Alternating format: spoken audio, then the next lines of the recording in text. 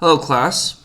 Today's learning goal is I can read, comprehend, and identify greatest common factor word problems and correctly apply the concept. So we're getting into word problems now, and these take a little bit more critical thought. So let's get started. So, greatest common factor problems, word problems specifically, are always about splitting things in equal groups with a large amount. So splitting things in equal groups with the largest amount possible. Okay. So these three characteristics help us realize that a word problem is a greatest common factor word problem. Also, remember, when doing word problems, always remember to use units if appropriate. And it usually is appropriate. Okay.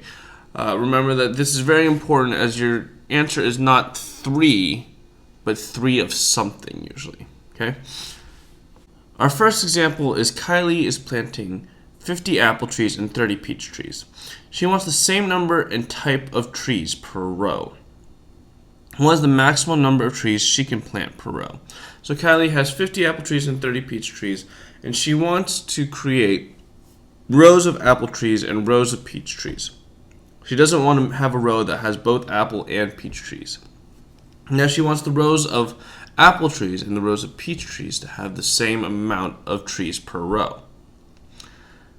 So, again, greatest common factor word problems are always about splitting something into equal groups and having the largest amount of those groups.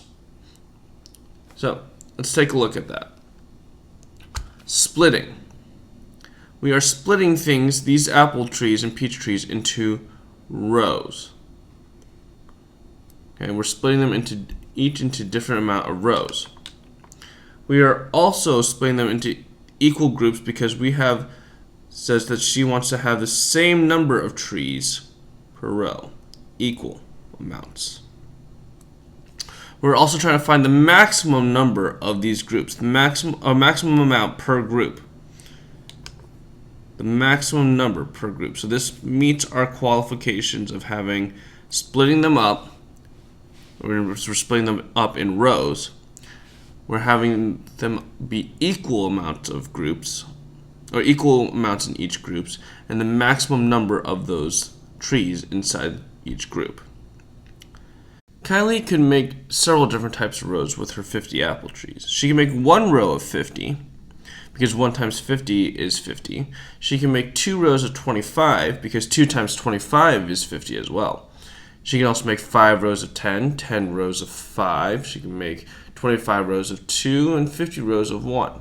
And we get this by looking at the factors of 50. But if she made 1 row of 50 apple trees, she couldn't make an equal amount of peach trees in her peach tree row, because she only has 30 peach trees. So in order to figure out how she can get the same number of trees per row and still have each row be distinctively peaches or apples, we need to take a look at the factors of 50 and 30. So again, the factors of 50 are 1, 2, 5, 10, 25, and 50.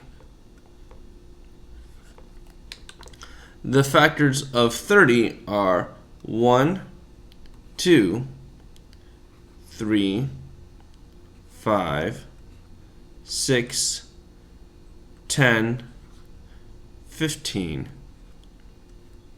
and 30.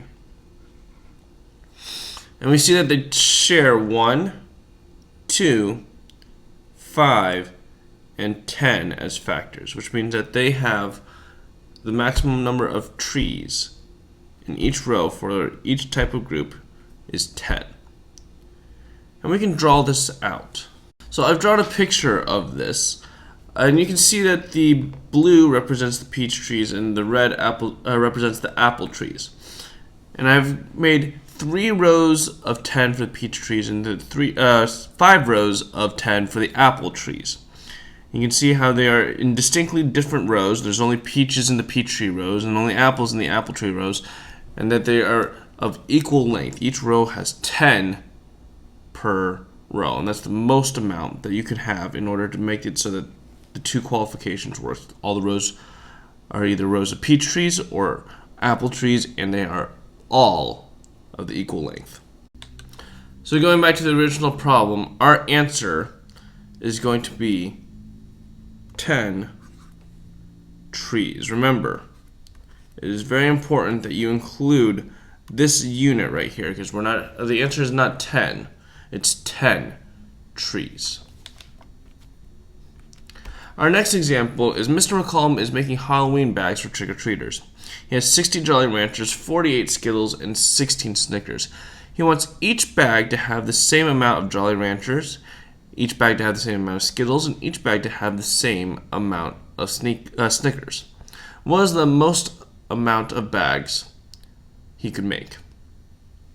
So he has 60 Jolly Ranchers, 48 Skittles, and 16 Snickers, and he wants each bag that he makes to have the same amount of each one of those types. Not the same amount of Skittles and Jolly Ranchers in a bag, but for each bag has the same amount of Jolly Ranchers, each bag has the same amount of Skittles, each bag has the same amount of Snickers. Again, this meets our qualifications of splitting, equal groups, and largest amount of something. So we're splitting all of these things into equal groups because we're splitting them up into different bags. And the equal part comes from the same amount right here. Okay? We're splitting them into different groups of bags. Right here, bags, and we're asked for the largest amount, the most amount of bags possible. So this meets our three qualifications of splitting, same amount of something, and largest, using the word most. Okay. So I want you to figure out what's the most amount of bags he could make. Again, because we have splitting inside this, splitting the candy into different bags, and we have the same amount, each bag has to have the same amount of Jolly Ranchers, each amount has the same amount of Skittles, and the same amount of Snickers, and we're trying to find the maximum amount of bags that he can create. This is going to be a greatest common factor problem. So if we find the greatest common factor between 60, 48, and 16, we find that it is 4. So, Mr. McCollum can make 4 bags of Halloween candy and have the same amount of Jolly Ranchers, Skittles, and Snickers in each bag. At this point, you can start and try out the greatest common factor word problems summary form. Have a great weekend.